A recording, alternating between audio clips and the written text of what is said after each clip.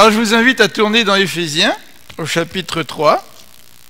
Éphésiens au chapitre 3. Et nous allons regarder ensemble les quelques premiers versets. Éphésiens chapitre 3 à partir du chapitre 1er. Éphésiens chapitre 3 à partir du chapitre 1er.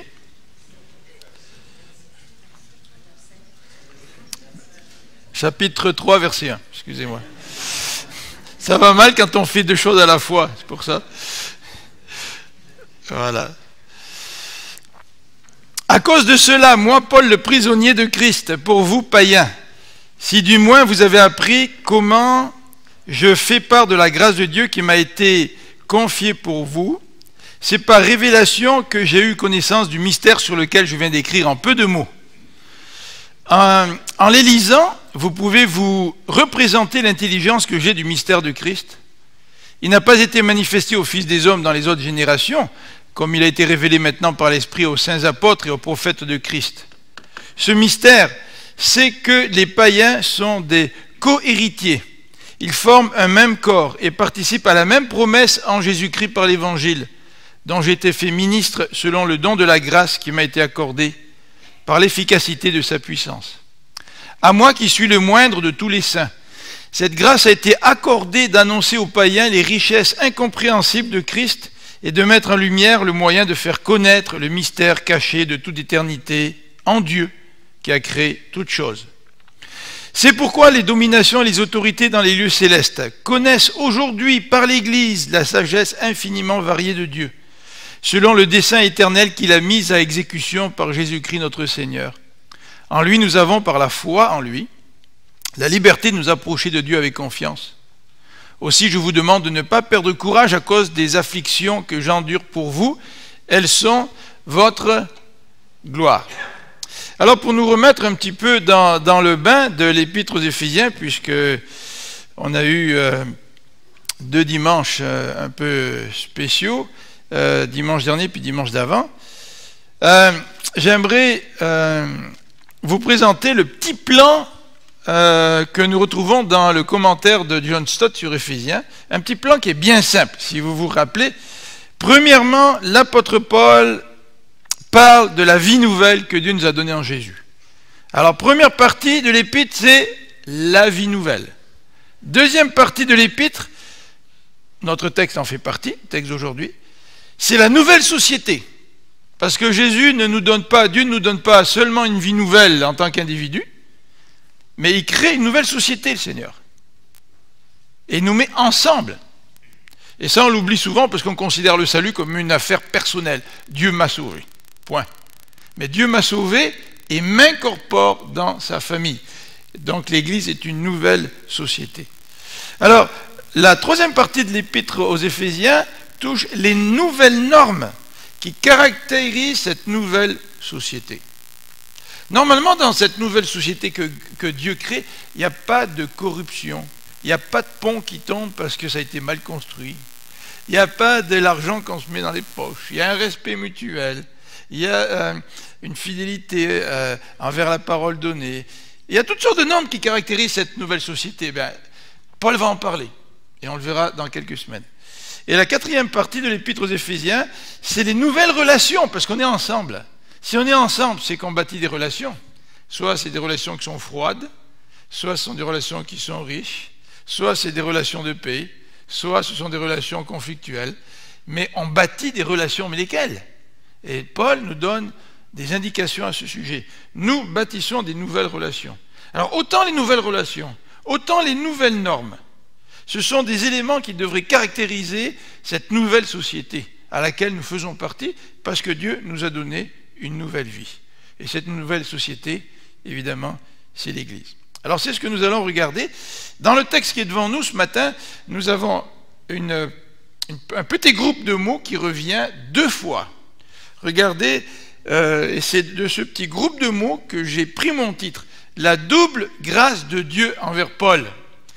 Dieu fait une double grâce à Paul, et on va regarder quelle est cette double grâce. Mais auparavant, j'aimerais vous donner quelques indications sur la structure du passage. Regardez au verset 1er du chapitre 3. À cause de cela, moi, Paul, le prisonnier de Christ, pour vous païens, qu'est-ce que vous avez dans vos Bibles après le mot païen? Point de suspension. Alors Paul, il est excité, je vous l'ai dit, là, quand il écrit l'Épître aux Éphésiens, il est excité par toutes les grandes vérités spirituelles qu'il veut communiquer à ces chrétiens qui habitent à Éphèse, ou dans la grande région d'Éphèse en tout cas. Et cette excitation se voit encore au verset 1er, puisqu'il ne prend même pas la peine de terminer sa phrase. Il va bifurquer sur la grâce de Dieu, la double grâce de Dieu envers lui. Et ce n'est qu'au verset 14 qu'il va reprendre cette phrase-là du verset 1er. Vous voyez au verset 1er, à cause de cela, moi, Paul, et au verset 14, à cause de cela, je fléchis les genoux. Donc dans les chapitres 1 et 2, Paul a parlé de grandes vérités bibliques, il a parlé de la vie nouvelle, et ça le pousse à vouloir prier Dieu. Alors au chapitre 3, verset 1er, il dit, à cause de cela, moi, Paul, le prisonnier de Christ pour vous, puis il est sur le point de dire, je fléchis les genoux devant le Père, mais là il interrompt sa pensée pour la reprendre au verset 14. Alors ça, c'est le premier élément dans la structure du passage. Deuxième élément, vous remarquez qu'il y a une petite correspondance entre le verset 1er et le verset 13. Regardez le verset 1er. Au verset 1er, il nous dit, à cause de cela, moi, Paul, le prisonnier de Christ. Et au verset 13, il faut que vous lisiez 13 à l'écran, au verset 13, il est question des afflictions pour les païens. Alors Paul commence ce passage en parlant de sa souffrance, en parlant de son état de prisonnier, puis il termine cette section en parlant de ses souffrances, ses afflictions. Puis on sait que les afflictions sont dues au fait qu'il était en prison. Il était en prison pour les païens, pour le bienfait des païens. Alors ça nous met un petit peu dans le contexte de ce court passage.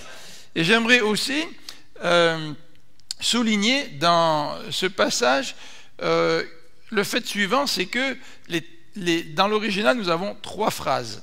Alors encore une fois, Paul écrit des longues phrases. Pas aussi longues que Éphésiens chapitre 1, c'est la plus longue dans le Nouveau Testament, ça. Et il écrit des longues phrases. Et la première phrase que Paul écrit, elle débute au verset 1 et elle termine au verset 7. Et là, il va nous parler de cette première grâce. J'ai marqué à l'écran la grâce 1. Et cette grâce, elle touche la révélation du mystère. Dieu va révéler à l'apôtre Paul un mystère. Et la deuxième phrase, qui est un petit peu plus courte, dans nos Bibles, on coupe les phrases qu'elles sont trop longues, on met des points, donc on ne voit pas ça dans nos traductions. Mais la deuxième phrase, elle débute au verset 8 jusqu'au verset 12, et elle nous présente la deuxième grâce que Dieu fait à Paul. Et la deuxième grâce que Dieu fait à Paul, c'est qu'il l'appelle à proclamer le mystère. Et il nous donne, dans ce passage, un verset de conclusion, donc le verset 13, qui nous parle donc de ses afflictions. Il a débuté en parlant de son état de prisonnier, et au verset 13, il conclut toute cette péricope, ce bloc, si vous voulez, en faisant une référence à ses afflictions. Alors, j'aimerais regarder avec vous 2 points qui suivent la structure normale du passage. Paul parle de 2 grâces. On va regarder les 2 grâces. On va regarder la révélation du mystère de Christ, les versets 2 à 6, puis on va regarder par la suite la prédication du mystère de Christ. Et on va voir en conclusion qu'est-ce que ce passage nous apprend pour nous, chrétiens du XXIe siècle, aujourd'hui. Alors, première grâce. Dieu fait une grâce à l'apôtre Paul. Et la grâce qu'il lui fait, c'est de lui révéler un mystère. Si vous regardez le passage, un des mots-clés qui se trouve dans le passage et qui nous aide à déterminer de quoi on parle, de quoi Paul parle, c'est le mot mystère. Dans ma Bible, dans la traduction, le mot mystère, il apparaît 4 fois. Dans l'original, il apparaît 3 fois, en fait, au verset 3, au verset 4 et au verset 9. Donc, le mystère, c'est un thème important de ces quelques versets. Mais qu'est-ce que ça veut dire, le mystère?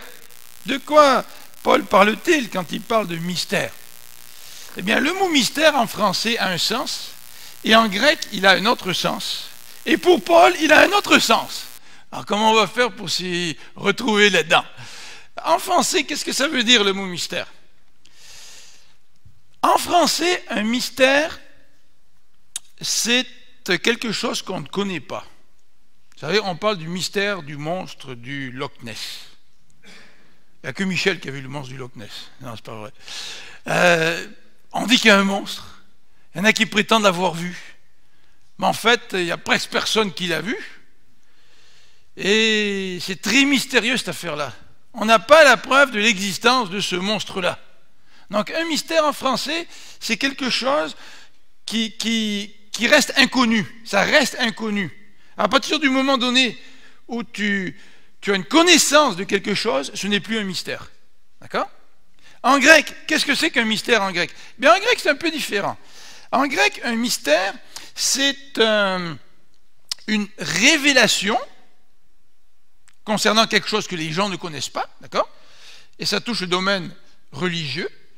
C'est une révélation qui est faite à des initiés. Les gnostiques parlaient de mystère qui était révélé. Puis plus tu grimpes dans la religion ou dans ces groupes ésotériques là, tu reçois des révélations de mystère. Mais ces révélations de mystère sont réservées à des initiés. C'est-à-dire que si vous et moi ne sommes pas des initiés, ben, nous n'aurons aucune compréhension de ces mystères-là. Alors ça fait un peu secret, ce genre de choses. Alors vous voyez, c'est pas du tout le même sens qu'en français. Et pour Paul, ben, le mystère, qu'est-ce que c'est? Pour Paul, c'est quelque chose que l'être humain ne connaît pas, que Dieu va révéler, mais il va le révéler pour tous ses enfants. Ce n'est pas juste des initiés qui vont connaître ce que c'est que ce mystère. Ce n'est pas juste Paul qui connaît ce mystère. Ce n'est pas juste les apôtres qui connaissent ce mystère. Ce mystère, il est rendu accessible à tous les enfants de Dieu. Alors, qu'est-ce que c'est que ce mystère? Eh bien, au verset 5, le texte nous dit que ce mystère n'a pas été manifesté dans l'Ancien Testament. En quelque sorte, ce mystère, il est exclusif à la Nouvelle Alliance. Regardez dans quel terme Paul le dit au verset 5. Ce mystère n'a pas été manifesté au Fils des hommes dans les autres générations, comme il a été révélé, merci beaucoup, comme il a été révélé maintenant, maintenant aux saints apôtres et aux prophètes de Christ par l'Esprit. Donc, ce mystère est exclusif à la Nouvelle Alliance. Il n'a pas été connu en Ancien Testament. Et ce mystère, comme on vient de le lire, a été donc transmis aux saints prophètes et aux apôtres. Alors c'est intéressant parce que l'apôtre Paul, c'est lui qui écrit au sujet de ce mystère. Et puis au verset 4, il nous est dit, il nous parle de la connaissance du mystère, sur lequel je viens d'écrire en peu de mots. Alors il vient déjà de parler du mystère dans les chapitres 1 et 2, en particulier dans le chapitre 2. Et il dit au verset 4, en les lisant, vous pouvez tous comprendre l'intelligence que j'ai du mystère de Christ. Donc tous, vous pouvez avoir accès à ce mystère. Donc Paul a reçu la révélation de ce mystère. C'est sûr qu'il ne prétend pas être le seul, puisqu'il parle des saints apôtres et des prophètes de la Nouvelle Alliance. Mais en particulier, Paul va faire de ce mystère l'objet de son écriture. Et il souligne au verset 5 que ce mystère a été révélé maintenant par l'Esprit. Alors c'est l'Esprit de Dieu qui révèle ce mystère. Vous vous rappelez ce que Jésus a dit dans Jean 14 à 16? Il parle du ministère du Saint-Esprit. Puis il dit que le Saint-Esprit est là pour vous rappeler tout ce que moi je vous ai dit Jésus. Et le Saint-Esprit est là pour aider les rédacteurs du Nouveau Testament à comprendre l'impact de la venue et du sacrifice, de la mort et de la résurrection de Jésus-Christ. Et c'est l'Esprit de Dieu qui va éclairer ces apôtres, et c'est l'Esprit de Dieu qui éclaire aussi l'apôtre Paul, puisque Paul est considéré aussi dans le Nouveau Testament comme un apôtre. Alors ce mystère est exclusif à l'Ancien Testament. Et en lisant ce verset 5, on peut se poser des questions, mais Dieu n'a-t-il pas déjà parlé dans l'Ancien Testament de son plan, de ce mystère? Pourquoi Paul il dit que ce mystère, la compréhension de ce mystère est réservée à l'Ancienne Alliance? À la Nouvelle Alliance, pardon. Est-ce que l'Ancienne Alliance n'a pas déjà parlé de cela? Alors, les quelques versets que je vais vous présenter à l'écran, on pourrait rapidement les lire, mais dans l'Ancien Testament, déjà, il est question, notamment dans Genèse 12, de cette descendance qui naîtra d'Abraham. Et Abraham, les descendants de la terre seront bénis en Abraham. Vous vous rappelez de ça? Donc déjà, dans l'Ancien Testament, il est question de, des étrangers ou des nations qui vont être bénies en Abraham. Donc, Abraham va devenir le père dans la foi, pas simplement des Juifs, mais aussi des gens d'autres nations. Si vous lisez dans les psaumes 2, verset 8, ou Ésaïe 42, verset 6, bien les textes continuent en disant que Israël va être la lumière des nations. Mais comment ça se fait que Paul parle d'un mystère qui n'est pas connu dans l'Ancien Testament, si déjà dans l'Ancien Testament, on dit que le peuple de Dieu va être une lumière pour les nations? Ésaïe nous dit que, on l'a déjà vu il y a quelques dimanches, que des nations entières viendront à Jérusalem pour adorer, pour célébrer Dieu, pour être en présence de Dieu. Donc déjà dans l'Ancien Testament, il est question de ces nations qui vont venir à Dieu. Vous vous rappelez le message du prophète Jonas? Va prêcher à Ninive. Ninive, les ennemis d'Israël, les guerriers sanguinaires. Et Jonas ne voulait pas. Jonas ne voulait pas que la grâce de Dieu touche des étrangers. Mais par exemple, même si Jonas a eu des difficultés avec la grâce de Dieu envers les étrangers, le livre de Jonas est dans l'Ancien Testament. Alors, pourquoi Paul parle d'un mystère qui est nouveau?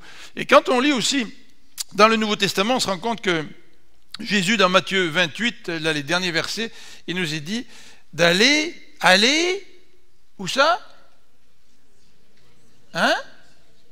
Faire des disciples de toutes les... Mais en quoi Paul a une révélation nouvelle par rapport à ce que Jésus a dit dans Matthieu? Ou par rapport à ce que dit l'Ancien Testament? C'est quoi le mystère? Est-ce que c'est vraiment un mystère? Alors, en lisant l'Ancien Testament, nous nous rappelons que le peuple d'Israël, dans l'Ancien Testament, c'est ce qu'on appelle une théocratie. Vous savez ce que ça veut dire théo? Théo, c'est Dieu. Une théocratie, c'est Dieu qui règne sur le peuple d'Israël. Mais le peuple en tant que nation. D'accord? Dans le Nouveau Testament, c'est complètement différent. Est-ce qu'aujourd'hui, Dieu règne sur une nation spécifique? Certaines sectes vont vous parler des États-Unis, dans le plan de Dieu, ça va être des choses qui sont qui viennent de livres extra-bibliques. Mais ce n'est pas vrai. Aujourd'hui, il n'y a plus de théocratie. Et aujourd'hui, nous avons dans le Nouveau Testament l'Église qui est le corps de Christ. Et que ce corps de Christ rassemble en lui les Juifs et les païens. Et ça, c'est nouveau. Parce que même si dans l'Ancien Testament, on parlait des païens qui pouvaient bénéficier du témoignage du peuple d'Israël, ou si on parle dans l'Ancien Testament de ces païens qui seront attirés à Jérusalem, notamment sous la plume d'Ésaïe, c'est toujours le peuple juif qui reste le peuple de Dieu. Les païens, eux, sont simplement incorporés à ce peuple juif. Et cette idée que la théocratie de l'Ancien Testament soit abandonnée, et cette idée que Dieu décide de créer une église dans laquelle il va régner, et que cette église va ramasser en son sein et des juifs et des non-juifs, au point où il n'y a plus, comme Paul le dit dans Galates, ni homme ni femme, ni juif ni grec, ni esclave ni homme libre. Ça, c'est révolutionnaire. C'est ça le mystère dont il est question dans ces versets. Alors Paul va donner une description de ce mystère au verset 6, et il va utiliser dans l'original, nous on ne le voit pas ici, mais il va utiliser une préposition qu'il va coller à 3 mots. La proposition, c'est la même dans les 3 mots. La préposition, c'est sun dans l'original, et ça veut dire avec. Alors, le premier mot qui est utilisé pour décrire le mystère, c'est le mot cohéritier. Regardez au verset 6. Ce mystère, c'est que les païens sont co-héritiers. Les païens ne vont pas simplement à Jérusalem, tu sais, mais ils sont égaux maintenant avec les Juifs. Alors il a collé devant le mot héritier le mot sun qui veut dire avec. Et il emploie un deuxième mot pour décrire ce mystère, et on peut pas en français le rendre en utilisant co, l'expression co, là, mais c'est en rapport avec le corps. Regardez au verset 6, ces païens, ils forment un même corps. Et dans le grec, c'est sun et puis soma, soma, ça a donné en français somatique, hein, quelqu'un qui, ça touche le corps, le soma, là, hein. C'est corps avec, oui, psychosomatique, corps avec. C'est-à-dire les païens, ils font corps avec les Juifs dans cette nouvelle expression du royaume de Dieu qui se manifeste à travers l'Église. Et le troisième expression qui est utilisée, c'est une expression, par exemple en français, on peut garder le co devant, la préposition. Il dit, ils sont co-participants. Alors dans nos Bibles, on traduit les païens participent. Donc on perd cette idée-là de collaboration dans l'égalité entre juifs et les païens. Mais dans l'original, ça crève les yeux. Co-héritier, co devant le corps, et non traduit même corps, co-participant. Vous voyez, c'est ça la révélation du mystère de Dieu. Et Paul a reçu une grâce. C'est celle de comprendre la révélation du mystère de Christ. D'accord, Paul a compris une grâce, c'est bon, il a reçu une grâce, il a compris la révélation, mais il a reçu une deuxième grâce. Maintenant, c'est la prédication du mystère de Christ. Et on va le regarder ensemble dans les versets 7 à 12. Et ce qui est intéressant, c'est que cette prédication de l'évangile, et ça c'est l'accent du passage, révèle le mystère de Dieu. C'est-à-dire que les païens et les juifs forment un seul corps. L'évangile révèle le mystère. La prédication révèle ce mystère-là. Avez-vous déjà pensé, quand vous présentez l'évangile à quelqu'un, que vous êtes en train, pas simplement d'amener la personne à Christ, ou de lui présenter le salut individuel, mais vous êtes en train de lui parler d'un mystère. Est-ce que vous avez déjà envisagé l'évangélisation sous cet angle-là? C'est intéressant, hein? Alors, la vérité révélée dans ce passage devient une vérité proclamée, et c'est dans ces deux domaines que l'apôtre Paul a reçu une double grâce. La grâce de la révélation du mystère et la grâce de proclamer ce mystère. Et il va insister dans ces versets, en particulier au verset 8, il va dire « À moi qui suis le moindre de tous les saints, cette grâce a été accordée. » Et Paul n'est pas en train de pécher par fausse humilité, même si le prénom Paul veut dire petit. Vous vous rappelez que Paul se considère comme le dernier de tous les saints. Il dit, moi j'étais un meurtrier. Moi, si Dieu m'a appelé, ce n'est pas à cause de mes capacités. Je n'ai aucun crédit qui aurait pu pousser Dieu à me confier cette grâce de proclamer l'évangile de Jésus-Christ. Alors l'évangile donc de Jésus-Christ, rappelons-nous ce fait, c'est très important dans le déroulement de la pensée de Paul, l'évangile de Jésus-Christ révèle le mystère. Et là je nous pose encore la question, quand nous prêchons l'évangile, est-ce que nous révélons un mystère en même temps? Ou est-ce que nous parlons simplement du salut? On va y revenir dans quelques instants. Alors, dans cette grâce qui est la sienne, celle de prêcher le mystère de Christ, eh bien, Paul dit au verset 8b qu'il annonce aux païens les richesses incompréhensibles de Christ. ou insondable de Christ. D'ailleurs, les Bibles utilisent des variations, des synonymes pour ce mot-là. C'est-à-dire que les richesses de Christ sont tellement riches, c'est tellement riche que tu ne peux pas véritablement les cerner. Si on parlait d'argent, là, on dirait que Dieu est tellement riche qu'on ne peut même pas compter tout l'argent que Dieu a, ou toute la richesse de Dieu. Vous vous rendez compte? Et certainement qu'il y a une motivation dans le cœur de l'apôtre Paul à prêcher l'évangile, parce qu'il connaît ce message, il connaît ses richesses, ou en partie ses richesses, et pour lui ces richesses sont tellement riches que c'est une stimulation supplémentaire pour parler de Dieu et de l'évangile et du mystère de Dieu aux gens qui l'entourent. Je vais citer un petit exemple de ma femme là, quand elle était jeune. Elle ne le sait pas parce que je n'ai pas demandé la permission. Ça veut dire que si elle n'est pas d'accord, on aura une petite discussion arrivée à la maison. Mais quand Marie-France était jeune, elle jouait avec des enfants, puis à un moment donné, la balle est partie vers un buisson, hein, à peu près ça. Et puis elle s'en va pour chercher la balle. Puis vous savez qu'est-ce qu'elle découvre? De l'argent. C'était un sac, Marie-France, un sac d'argent. En tout cas, il y avait de l'argent là, dans le buisson. Puis il y avait pas mal d'argent dans le buisson, tu sais. Alors elle a dit à ses copines, hey, venez voir qu'est-ce que j'ai trouvé.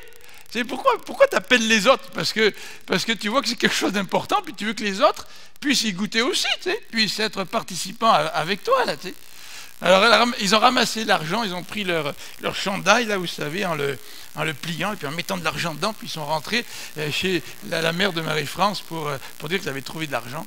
Puis finalement, la mère de Marie-France a appelé la police, la police est venue, là, puis la police a repris de l'argent, on pense que c'était de l'argent volé. Je ne vous donne pas tous les détails, là, mais ceci pour dire que quand tu découvres quelque chose d'important pour toi, là, qu'est-ce que tu fais? T'en parles autour de toi? Ça dépend. Alors, ça veut dire qu'on a quelqu'un dans l'église qui est peut-être égoïste. Bon, en tout cas, ce qu'on aime, en tout cas, on va peut-être le partager avec ce qu'on aime. Hein. On ne veut pas partager avec les gens qui sont un petit peu loin de nous. Mais ici, l'apôtre Paul donc parle des richesses de Christ. Et on les a vues, les richesses de Christ, dans les chapitres 1 et 2. Vous vous rappelez ce que Paul dit dans le chapitre 1, lorsqu'il parle de cette nouvelle vie, il parle de la résurrection et il parle de l'exaltation. Nous sommes déjà avec Christ dans les lieux célestes, dit la Bible. Ça pour Paul, c'est une richesse insondable. C'est une richesse incompréhensible qui touche Christ et ce qu'il nous donne. Et il parle non seulement de la résurrection et de l'exaltation, mais il va parler au chapitre 2 de la paix. Vous vous rappelez, il n'y a plus d'inimitié entre Dieu et nous parce que nous avons été pardonnés par Christ. Vous savez, le pardon, là, quand tu sais que tu es coupable et que tu as une dette envers quelqu'un, c'est lourd. Vous vous rappelez, il y a quelques années, vous avez présenté un extrait du film de Mission avec Robert De Niro. Quand vous voyez le film, c'est extrêmement touchant, là, de voir Robert De Niro, qui est un ancien trafiquant d'esclaves, qui passe par une expérience spirituelle, on pourrait dire que c'est une conversion, même si le film n'examine pas quel genre de conversion. Et puis il repart avec les jésuites pour aller trouver la tribu que lui chassait auparavant et dont il faisait les hommes prisonniers et les femmes pour les rendre esclaves. Alors il part voir les gens de cette tribu et il sait qu'il a une dette envers ces gens-là. Puis dans le film, vous savez qu'est-ce qu'il fait? Vous vous rappelez de ça? Il a un grand filet. Puis dans son filet, il y a toutes ses armes. Son épée, ses boucliers, ses armures. Et il traîne ça. Et il traîne ça. Il traîne son fardeau, son passé comme un lourd fardeau. Et on voit dans le film les jésuites qui grimpent le long de cette montagne. Il y a les belles chutes qui tombent hein, du côté gauche, et puis il monte. Puis De Niro, il monte en tirant son paquet, puis les jésuites veulent l'aider, puis il ne veut pas. Et même s'il y en a un qui souffre, un jésuite qui souffre de voir la souffrance de Niro qui tire son passé comme un boulet, puis qui vient pour lui couper la corde, et puis le paquet retombe, De Niro, il redescend, puis il reprend son paquet. Tu sais? Je veux dire, est-ce qu'on a expérimenté, là, comme chrétien, dans l'œuvre de John Bunyan? Vous savez, chrétien qui portait un lourd fardeau, là. Quand un chrétien arrive à la croix, son fardeau, il tombe. Vous vous rendez compte les privilèges insondables que nous avons en Jésus-Christ. Et Paul annonce les privilèges, les richesses de Jésus-Christ. Puis il parle au chapitre 2, la fin du chapitre 2, de l'accès que nous avons auprès de Dieu. Il dit maintenant nous sommes partis de la famille de Dieu. Puis maintenant il nous dit nous sommes l'habitation de Dieu. Paul décrit les richesses que nous avons en Jésus-Christ. Et Paul, pour lui, ces richesses sont tellement importantes que ça le stimule à prêcher l'Évangile. Qu'est-ce qui nous stimule dans la prédication de l'Évangile? Qu'est-ce qui brûle à l'intérieur de nous quand on parle du Seigneur et de la bonne nouvelle? Alors la prédication du mystère de Christ dans le verset 9 se décrit en d'autres termes. Le verset 8 nous parle d'annoncer les richesses de Christ. Le verset 9 va nous parler de mettre en lumière. Alors si on compare les deux versets, le verset 8 et le verset 9, on voit qu'on pourrait relier par paire certaines expressions. Regardez au verset 8, il est dit que Paul annonce les richesses de Christ. Et au verset 9, il nous dit qu'il a été appelé pour mettre en lumière. En lumière, mettre en lumière. Regardez ce qu'il dit. Il dit au verset 8, j'annonce les richesses de Christ. On les a vues, ces richesses, on vient d'en parler. Et au verset 9, il dit, j'annonce le mystère. Regardez au verset 8, il dit, j'annonce aux païens les richesses incompréhensibles en Christ. Puis il dit au verset 9, j'enseigne à tous le mystère. Est-ce qu'il y a une différence entre le mystère et est-ce qu'il y a une différence entre l'évangile ou les richesses de Christ? Certainement, il y a une nuance là. Vous savez, quand Paul dit qu'il enseigne aux païens les richesses de Christ, c'est qu'il est en train de dire qu'il a été appelé par Dieu pour prêcher aux païens. C'est ça son ministère. D'accord? Mais quand il nous dit qu'il veut mettre en lumière le mystère de Christ à tous, c'est que Paul, tout en enseignant l'évangile, est en train d'expliquer aux gens que dans cette nouvelle église, il n'y a plus ni juif, il n'y a plus ni grec. Et ça, c'est vraiment surprenant.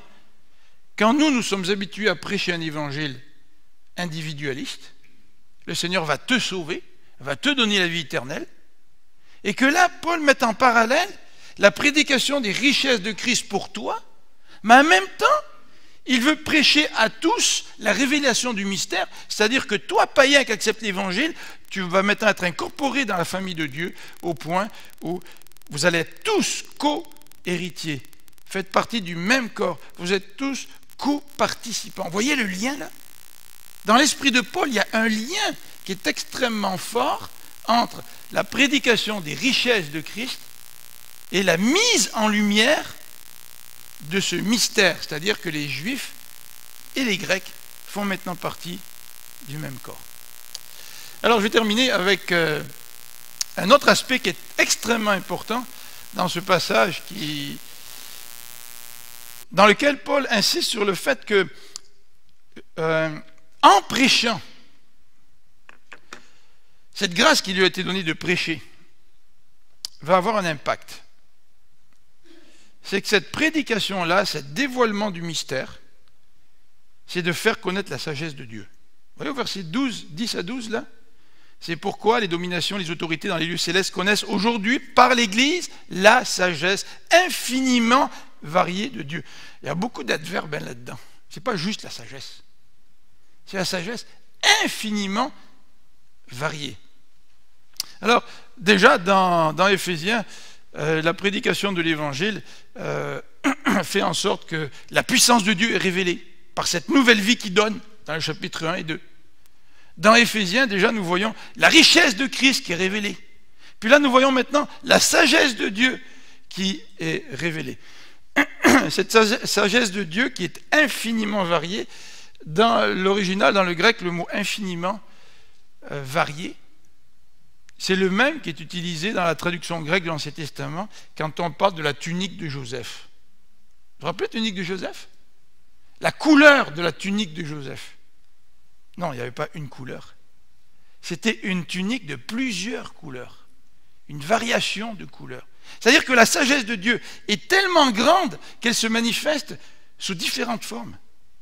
Il y a une richesse, il y a une variété. La sagesse de Dieu, c'est comme un beau jardin avec toutes sortes de fleurs différentes qui s'étalent devant nos yeux.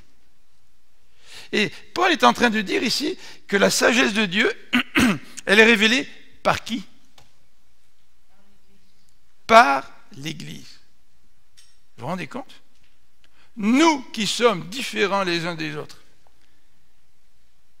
Parce que nous sommes ensemble, parce que nous formons un même corps, nous révélons la sagesse infiniment variée de Dieu. À qui? Aux anges. À ces êtres qu'on appelle les puissances et dominations. Autant les bons anges que les mauvais anges. Vous savez qu'il y a des anges qui voulaient plonger les regards dans l'évangile, nous dit Pierre, puis ils disent qu'ils ne pouvaient pas. Ce n'était pas réservé pour eux, l'évangile. Alors Dieu veut faire connaître la sagesse, sa sagesse, au travers de l'Église. En quelque sorte, John Stott, dans son commentaire, utilise l'image de la pièce de théâtre. Il y a une pièce de théâtre qui est en train de se dérouler dans le monde actuellement. Et l'auteur de la pièce de théâtre, c'est Dieu. Dieu, c'est le metteur en scène. C'est le réalisateur de tout ça. Et sur la scène, il y a des acteurs. Qui sont les acteurs? C'est toi, c'est moi, mais pas toi tout seul et moi tout seul. C'est toi, moi, nous, vous, ensemble, parce que nous formons l'Église de Christ. Nous jouons une scène qui dévoile la sagesse infiniment variée de Dieu. Et vous savez qui sont les spectateurs? Ce sont les puissances. Ce sont les dominations. C'est ça, la révélation du mystère de Dieu. Dieu prend des gens totalement différents. Il les transforme, il les change. Il les met ensemble pour qu'ils soient égaux dans les bénédictions, co-héritiers, coparticipants, faire partie d'un même corps. Et il leur demande à ces nouveaux chrétiens qui ont reçu individuellement le salut, qui sont nés de nouveau individuellement, il leur demande de vivre ensemble en tant qu'Église pour prêcher à toutes les dénominations, à toutes les dominations, à toutes les autorités, la sagesse infiniment variée de Dieu. Et cette sagesse, vous savez, dans ces versets-là, il nous dit que l'Église exprime ou reflète le dessein éternel. Vous vous rendez compte? Ce n'est pas moi tout seul, là. C'est nous ensemble qui reflétons le dessein éternel de Dieu. Ah, nous, on aime bien lire le texte de Paul qui dit que Dieu nous avait choisis avant la fondation du monde. On parle du choix de Dieu. Dieu m'a choisi. Mais nous pensons en tant qu'individus. Et nous avons besoin de penser en tant que corps de ce que Dieu est en train de faire à travers son corps, à travers l'Église. Il est en train de révéler son dessein éternel devant les puissances célestes.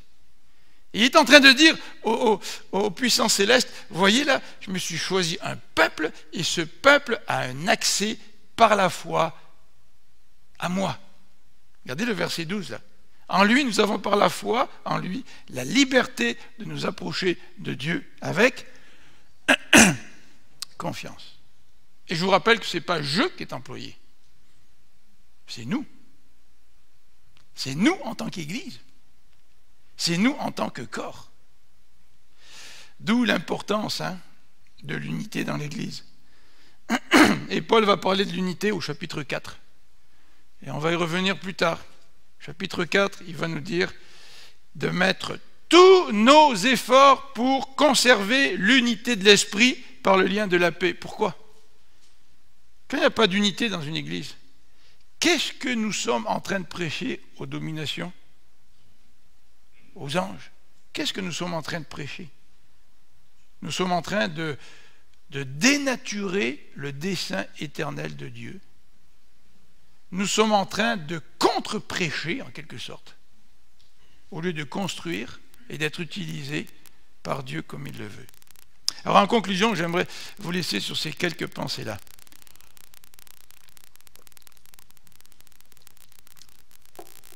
Ces quelques versets nous montrent la place centrale de l'Église. Oh, dans un monde où on n'aime pas l'organisation, on est individualiste, on veut faire ce qu'on veut. C'est vrai que c'est à contre-courant. C'est vrai. Mais ce n'est pas moi qui ai choisi cela. C'est Dieu qui a choisi l'Église. Et Dieu nous a choisis pour que, ensemble, nous puissions révéler ce mystère devant les puissances célestes. La place centrale de l'Église. Alors la place centrale de l'Église dans l'histoire, bien sûr, la place centrale de l'Église dans l'évangélisation, n'est-ce pas, dans la proclamation d'Évangile, mais la place centrale de l'Église aussi dans notre vie. Nous ne pouvons pas accepter d'être chrétiens et refuser de participer au corps de Christ en regardant le dessein de Dieu et ce que Dieu veut faire à travers le corps de Christ. Je ne peux pas. Mais dans l'évangélisation, là, est-ce que j'explique ce que Dieu est en train de faire au travers de l'Église? C'est pas étonnant que Jésus ait dit « À ceux-ci reconnaîtront que vous êtes mes disciples si vous avez l'amour les uns pour les autres. » Cette Église unie a un rôle prépondérant, primordial dans la proclamation de l'Évangile. Ce n'est pas juste mes talents de prédicateur ou d'évangélistes qui vont faire que les gens vont venir au Seigneur. Vous savez, il y a bien des gens qui, quand ils rentrent dans l'Église, sont touchés par le témoignage, par la chaleur, par le lien qui existe. Puis quand ils nous disent ça, nous on trouve ça un peu surprenant. Tu sais. Nous, on se connaît, on connaît les petites bibites de l'un, les petites bibites de l'autre. On va traduire, là, pour les francophones qui écoutent ça, les problèmes de l'un, les problèmes de l'autre. Et puis on est moins touchés par cela.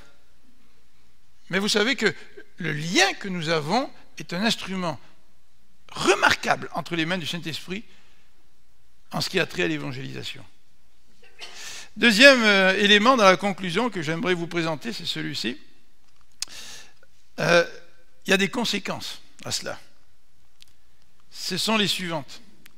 C'est que malgré ces défauts, faisons attention à ne pas négliger l'Église. Combien de gens abandonnent l'Église parce qu'ils ont été déçus, ils ont été blessés? Ça arrive, hein? Qui de nous peut dire « j'ai jamais blessé personne » Mais si l'Église fait partie de ce plan de Dieu que Dieu est en train de dévoiler devant les puissances célestes, nous ne pouvons pas négliger l'Église, même si elle est imparfaite. Et vous savez, je me rappellerai toujours de ce dimanche quand Jean Hisch, un missionnaire que vous connaissez certainement, vous connaissez peut-être son épouse, le jour où il est décédé, c'est un dimanche, en 99. Et il était à l'église, et puis à la sortie de l'église, il parlait avec nous, puis il disait « Oh, quelle est belle l'église du Seigneur !» Puis Jean Hisch, c'est un missionnaire pour la CIM qui visitait les champs missionnaires et qui était confronté à toutes sortes de problèmes. Et il allait là pour encourager les missionnaires. Et quand un homme comme ça dit qu'elle est belle, l'église du Seigneur, alors qu'il est profondément ancré dans la réalité de l'église et dans les défauts, les problèmes qui peuvent exister dans l'église, c'est un homme qui a compris ce que Dieu est en train de faire au travers de l'église. Malgré ses défauts, eh bien ne pas la mépriser. Vous savez, souvent on peut mépriser l'église, mépriser les autres du haut de notre croissance spirituelle. Ah, les autres, ils n'ont pas compris ce que moi j'ai compris, tu sais. Puis c'est peut-être pour ça qu'ils sont comme ça, tu sais. Ne pas la mépriser. Et nous rappeler, comme dernière conséquence, que le témoignage de l'Église par nos relations, par ses relations, est extrêmement primordial. C'est cardinal. On va prier ensemble.